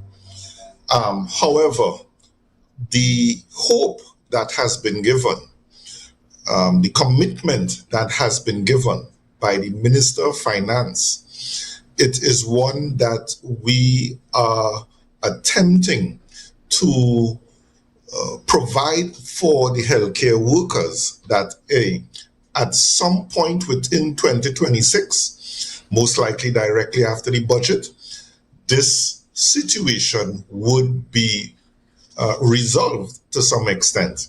And we really hope, as the association is doing our part to ensure stability, to ensure sustainability of our nation's healthcare setting, that the Minister of Finance and the government by extension will do their part to make sure they come good on their promise.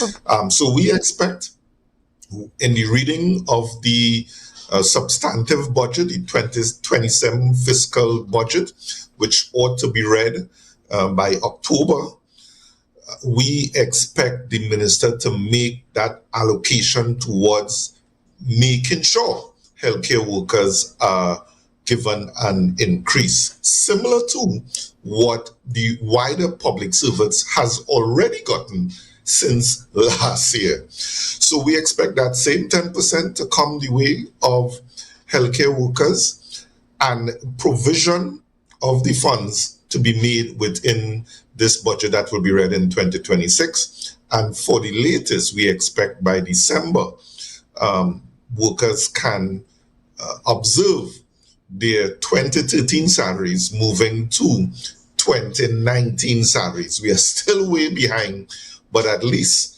some mitigation would emanate from these tardy negotiations that we always seem to be continuously be placed in, through no fault of the unions, through no fault of the workers, but it's an extension of the delays made by governments, successive governments like that.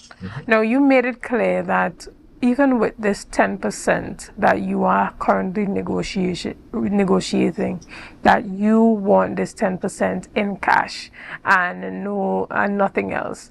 Tell us a bit about what some of the nurses on the ground are saying as it pertains to really wanting that 10% within the next fiscal, because there is the understanding for a number of persons among economists that this is unrealistic to think that this 10% would be able to come within the next fiscal year. What's the sentiment among some of your members?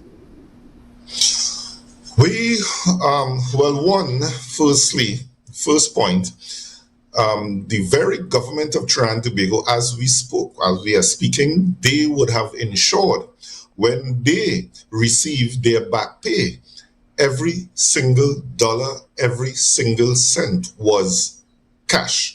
Every single. They do not entertain any other mechanism of compensation, remuneration for themselves. So it indicates to the rest of the public, since you are in office and you could have set the tone, and the tone that you set as a public official was that you want your money in cash. And one of the first things the government did in coming into office is make sure they allocate the money to pay all of them. Every single minister of finance you see speaking, every minister of health, every prime minister, every single one of those got their money in cash. So they have translated that message to the wider public. And we're saying, okay, if you can pay yourself in 100% cash, then what is good for the goose is good for the gander. Added to that, one must understand and appreciate that the 10% reflects a locking in of a salary that is not comparable to the inflation that has taken place. So when the government finally pays this 10%, hopefully this year, it is locking in the loss to the worker, because the inflation rate would have outstripped 10% over that period, would have outstripped the dollar value. So what you are really articulating, the government that is, what they are really articulating, if they try to bring something other than cash, is saying, in addition to the loss you have already suffered, by locking in this 10%, we're going to ensure you receive a further loss that you won't get the dollar value. And we're going to come up with all manner of mechanisms to try to quantify an appropriate payment, which most likely would not happen. So this is what the members are telling us. They don't really want to hear about any other mechanism. Let us decide what we will do with these funding. And that is and we are responding to what our members are telling us, and we are translating. We are the go-between. We are the intermediary between the two parties. And our members are saying, and all healthcare workers are saying, they want their money in cash, as the ministers have already received their monies in cash. Yeah. Understood. And the finance minister has given his commitment during the mid-year budget review that in the upcoming budget that allocations would be made. Do you feel that there's that sense of confidence among your members, or are persons in a state of just waiting to see what happens? They'll believe it when they see it. Well, what's the sentiment among your members? Well, you are more or less hit the nail on the head. Persons are not optimistic. They are hopeful, but they are not really optimistic. And they want to ensure that the association puts plans in place that the minute the reading of the budget is completed, and the possibility exists that no provision is made, then we need to take immediate action the very next day. And that is more or less the line we are going. We are hopeful, we are optimistic in terms of the association itself. We are hopeful. The minister is a minister of his word. We are cognizant of what transpired with teachers, where over the last year and a half, 2 years, the teachers have already signed on to, already agreed, and they are waiting on their back pay, and the can is being kicked down the road. So for the sake of the healthcare sector, the association is trying our best to make sure a similar thing doesn't happen to healthcare workers, because it would not be a nice situation for citizens of Trinidad and Tobago who are dependent on our nation's public healthcare system. So we want to make sure we do everything in our power to make sure that disappointment doesn't translate into a serious fallout. So we are going to continue pressing and ensuring everything is in place. Trinidad and Tobago is a small place. We can identify pretty early if the allocations are being made within the budget, even before the budget is read. So we will be paying close attention and updating our members accordingly. Understood. Yeah. So we hope the minister remains minister of his word. As we have said previously on this very same program in our conversations, we've looked internationally at the nursing industry within the healthcare sector, and I've seen that in many countries throughout the world, nursing is quite a lucrative profession to get into. Yet in Trinidad and Tobago, nurses are still struggling to be adequately recognized and compensated. What other types of advocacy is being done from the association to ensure that there's a greater level of engagement with nurses to help build their capacity, but also build out the industry to ensure that it is quite a lucrative profession here in Trinidad and Tobago?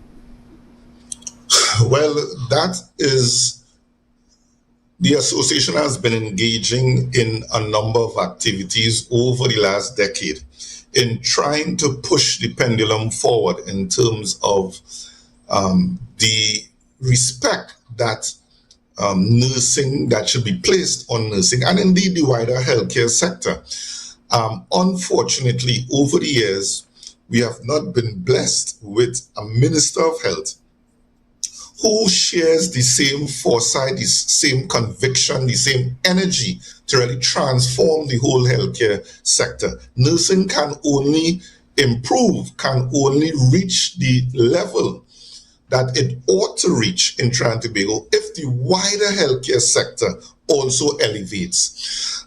So for instance, internationally, in first world countries, as they would say, you would see nursing personnel performing skills that doctors will do in Trinidad and Tobago. That is commonplace skills that nurses do internationally. But you are limited in Trinidad and Tobago. So we have been lobbying the Ministry of Health, the Nursing Council, to revise the Nursing Personnel Act to ensure nurses are allowed to practice the skills they were trained for. So even if a nurse from the US or Canada or Abu Dhabi comes to Trinidad and Tobago with all the skills they have, they would not be allowed to practice those skills. What does this mean for the average person who is accepting care in Trinidad and Tobago? It means that you will end up with a number of unnecessary delays within the healthcare setting. When a nurse can be treating you from the minute you enter the facility, that nurse now has to wait for a doctor to come and review for skills that nurse should be able to do. And it's really unfortunate. It's something that we are continuously pounding away at the policymakers, and we will not relent. We have made minor improvements over the years. One of the things we have been successful in doing is ensuring the registered nurse, the registered mental nurse, the midwife, all are trained at the bachelor's degree level, moving away from the internship apprenticeship style that used to be before we came into office. So we have been able to do a number of those things to raise the educational competency level of nurses, but we have very far to go still. And if we are not successful, I am 100% sure we will be successful. It will take some time, but if we're not successful, we will continue seeing our best and brightest continuing to leave our shores, like they do in so many other professions. And that is what causes your country to remain a third world, because your best and brightest continue to leave and develop other foreign territories. Yeah. Understood. And I read that you were saying that the government should skip that 5% that was agreed on previously for the previous periods and just go straight into the 10%. Tell us a bit about that. Explain what you meant by that. I'm not too familiar with that statement. Our position is, from the association, is that the same 10% that was given to public servants for the periods 2014 to 2016 and 2017 to 2019 be allocated to all healthcare workers, specifically military personnel. Okay. The article did say that the Trinidad and Tobago, the TTRNA, is demanding that the government bypass outstanding periods from 2014 to 2016, 2017 to 2019, 2020 to 2022, and 2023 to 2025 and apply the 10% public servant increase to clear the initial backlog. So that was in relation to, so that is in relation to the negotiations that are currently underway with TTNNA and the ERHA. So currently we are in negotiations with the CEO and management of the ERHA for negotiations for the supervisory group of nursing personnel. There are two backed-in units of nursing personnel, the supervisory group and then the clinical staff who actually work on the wards. And during that negotiations, the government, via the Ministry of Health, is informing the ERHA that they should begin negotiation from 2025 going forward with the Nursing Association. And we are saying that is really illogical, it's really unreasonable, because you have a number of years, and you rightfully spelled it out there, a number of years which has not been completed. Workers have not received a salary increase for those outstanding periods. And they want us to begin negotiation from 2025 go forward. And we're saying, well, that doesn't make any sense. Because if it's either you allow us to negotiate from 2014 come forward, or you apply the public service salary increase for all of those years. So it's either or.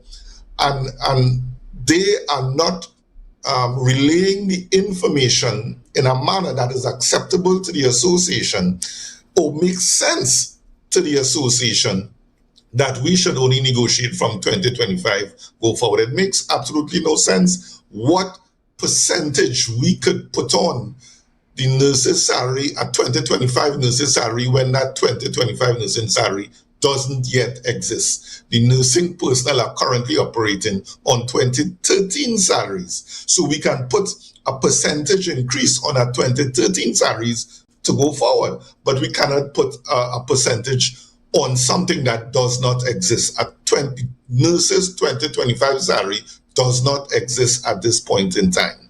Yeah, so that's why we indicated that there's, notwithstanding what we're doing in terms of negotiating with ERHA, and which will be applied to all supervisors throughout Trinidad and Tobago, the first point of contact must be clearing that backlog. And that backlog will begin to be cleared with regards to 2014 to 2019, and the 10% being allocated for that period.